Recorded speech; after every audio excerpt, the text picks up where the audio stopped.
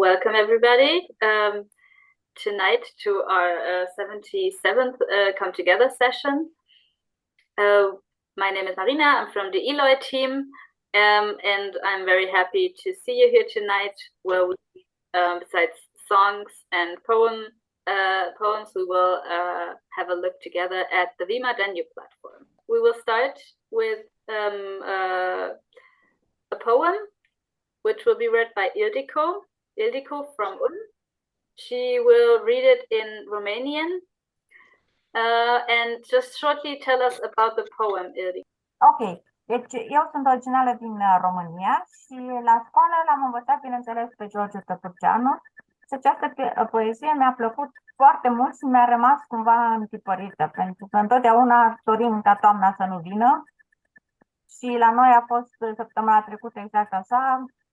A fost o zi călduroasă, vineri, ca în România astăzi, și de 2 zile era frig și toamnă. Deci, poezia se numește Balada unui creier mic. Peste dealuri stribulite, peste țari înstrăințuite, a venit așa deodată toamna cea întunecată. Lungă, slabă și zăludă, potezând natura udă, cum mănânc de ciumafai când se scutură de ciudă. Împrejurul ei departe risipește în evantai ploi mărunte, frunze moarte, floc plină cu turai. Și cum vine de la munte, blestămând și lăcrămând, toți ciulinii de pe vale se pitesc prin văgăuni, iar măceșii de pe câmpuri o întâmpină în cale cu grăbite plecăciuni. Doar pe coastă la urcuș, din căsuța lui Puma, a ieșit un creieruș, negru, mic, muiat în tuș și pe aripi pudrat cu brumă. Cri, cri, cri, toamnă, cri, nu credeam că o să mai vin înainte de Crăciun, că puteam și eu să adun o grăunță cât de mică, ca să nu cer împrumut la vecina mea furnică, fiindcă nu-mi dă niciodată, și apoi umple lumea toată că m-am dus și am cerut. Dar te acuz, zice el cu glas sfârșit, ridicând un picioruș, dar te acuz s-a isprăvit. Cri, cri, cri, Doamne, cri, tare mic și necăjit. Ottilia, can you shortly summarize what Ildiko said about the poem? Now, I was in the chat, in the translation channel before. Yes, so Ildiko comes. Ildiko comes originally from Romania, but she lives in Ulm or near Ulm, I'm not sure. So in Germany. Okay. And this poem is very popular in Romania. Actually, it's a poem we learned in school at early age. It's written by George Tăpârceanu. Is a very famous writer in Romania, and we all learned this poem in school. And it is about the beginning of autumn, with these rainy days and cold days, and we actually don't like, of course, when after summer this cold weather comes. And she said that is a poem which she had in mind because we had such a nice beginning of autumn in Germany, as a very, very warm days, and afterward, like I don't know, like the day after, the cold weather came, and she remembered of this poem, which is about the beginning of the autumn, of the cold days, of the rainy days, and so. Yeah, did I say everything? I think, yeah. Very nice. Yeah, it was a very nice beginning of autumn. Yeah. I think that's very interesting to have chosen a poem that obviously, apparently, everybody knows in Romania. So we all the little children in the I don't know, when they begin school, or also I think also in the kindergarten, I'm not sure, they learned this poem. So it's like I think every child knows it by heart. It's quite famous. But it's interesting because now in Romania we had today 30 degrees, I have to say. So the weather now is not like really autumn, but in Germany, in Frankfurt, it was only 13 degrees, and it was not a sunny weather. So the poem suits very well for the German weather, let's say it like this, but not for the Romanian now. But I think soon, I think next week, the cold days, the rainy days, will also come to Romania. So yeah, it suits very well. So is it still taught today? The children today are still learning it? Otilia poate vorbești și despre sensul educativ, greierele și furnica, greierele care n-a economisit în vară și acum trebuie să-i ceară furnicii. Asta era pentru copii, de fapt. Yeah, exactly. So the message of this poem is also the beginning of autumn, but what it symbolizes? It symbolizes that you have to, in summer, you have to gather, to work a lot and to gather stuff which you use in winter or in the cold rainy days. For example, the insects. So there is an insect. I'm not sure what's the name is in English. Bee. Albina. Ah, yeah, okay. Greyer. Yeah, greyer. When I'm not sure how it is this insect which Cric. A crick, yes. Crick. And these insects in summer, they just did nothing. They were lazy, like me today, and they did nothing. They didn't gather for the winter, and then the cold weather came, and they didn't have nothing to eat, and they went to the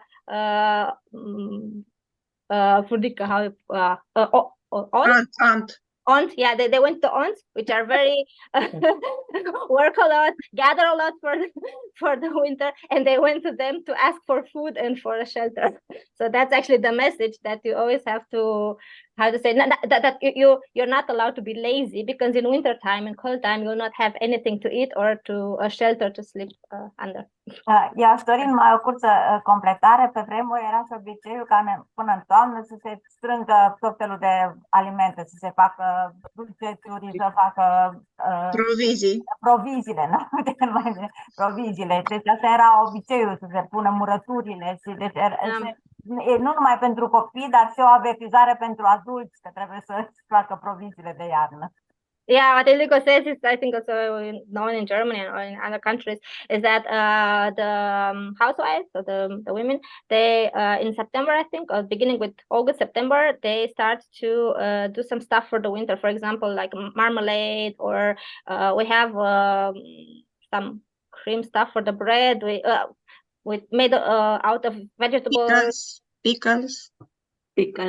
Muraturi. Yeah, or pickles, exactly. But we do this also in Germany, so pickles. And actually, you prepare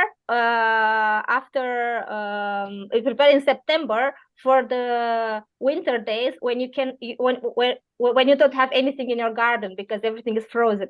So you prepare, you do a lot of stuff, a lot of food, of marmalade and vegetables and so on. And that's also a message. So that the poem is also a message for the adult people, so for the housewives, in order to prepare themselves for the cold winter day. It was a message because now we have supermarket.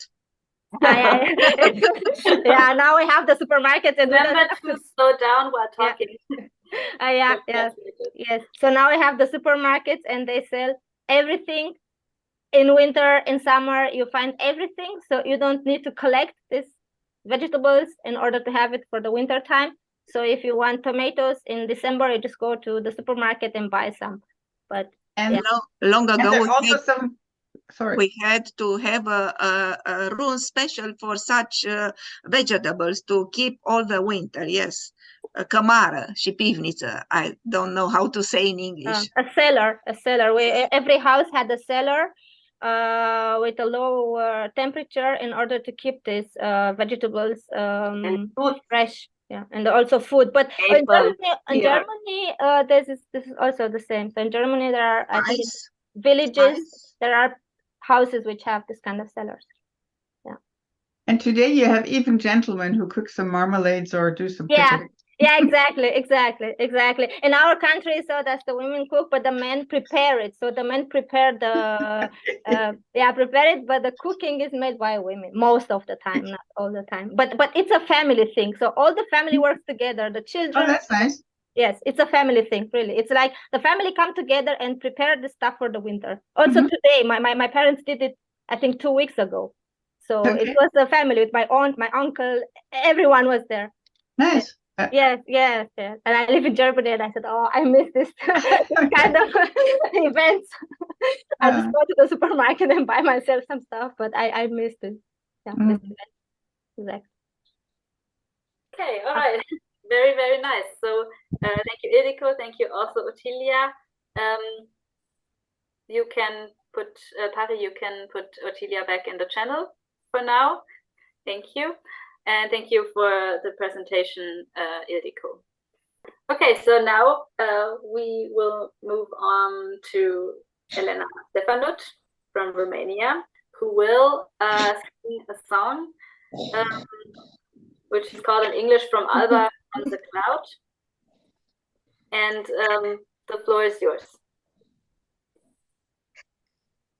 Da, vreau doar să traduci, Otilia. Cântecul îmi aparține, face parte din repertoriu personal și atât linia melodică cât și versurile sunt ale mele și descrie copilăria mea petrecută într-un sat din Ardeal.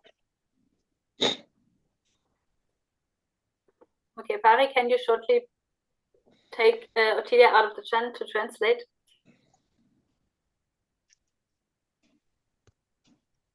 Otilia? Okay, now I was in the channel, so nobody could hear me. So now, okay, I'll translate into English slow. So what she said is that the following song, so the song she will sing, is written, the song is written and composed, so the melody is also composed by her, and it's part of her repertoire. Ok, acum am să îl cânt. De la alba vine un nor, la la la la la la la la, și mi-aduce drag și dor, la la la la la la la. De la alba vine un nor, la la la la la la la la, și mi-aduce drag și dor, la la la la la la la. Dor de satul de suvie, la la la la la la la la, și de-a mea copilărie, la la la la la la la. Pe cărarea de suvii, la la la la la la la la, la poalele pădurii, la la la la la la la. Pe cărarea de suvii, la la la la la la la la, la poalele pădurii, la la la la la la la. Am învățat a cânta, la la la la la la la la, doina lina trăgăna, la la la la la la la. De cuzor și până seară, la la la la la la la la, alergăm de sculți afară, la la la la la la la. De cuzor și până seară, la la la la la la la la, alergăm de sculți afară, la la la la la la la. Pe pajiștea dealului, la la la la la la la la, la marginea satului, la la la la la la la. Maninăm cu florile, la la la la la la la la, cântam cu păsările, la la la la la la la. Maninam cu florile, la la la la la la la la, cântam cu păsările, la la la la la la la. N-aveam griji, gânduri n-aveam, la la la la la la la la, fericită mai eram, la la la la la la la.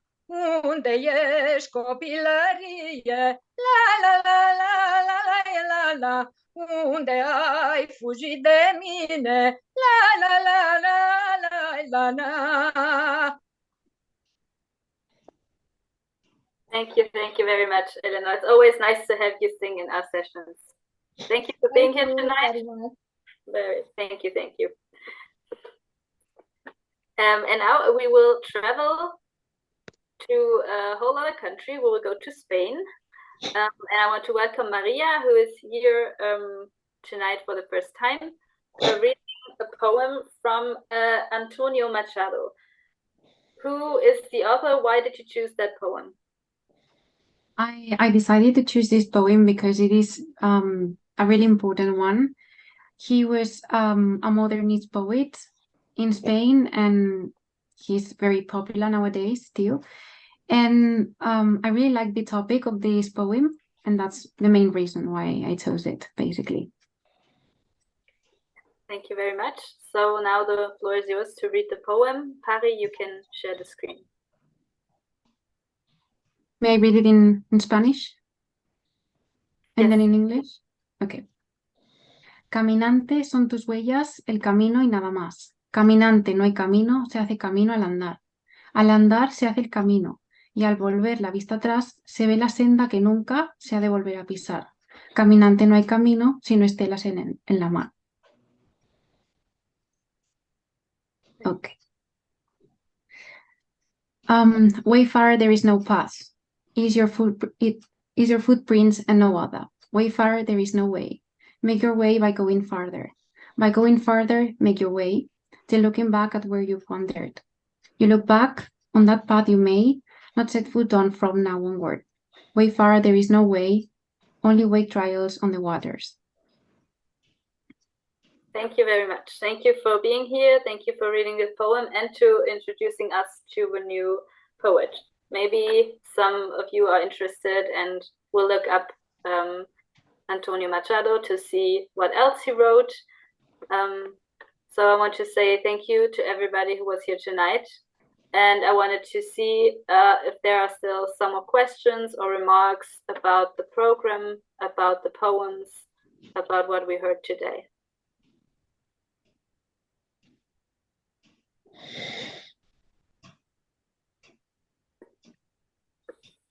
Is he a famous, I don't know this poet, Maria. Is he a famous one in Spain? Yeah, he's a modernist poet. And I said before that I really chose him because we still use part of this poem in our daily lives, and it is pretty representative. And he's also writing books, belletristic, or he's always writing poems? I'm not sure about that, but the reason why he stands out, it's because of his poetry, and this is definitely the most famous one that he wrote. Yeah, we all have read this at school at some point.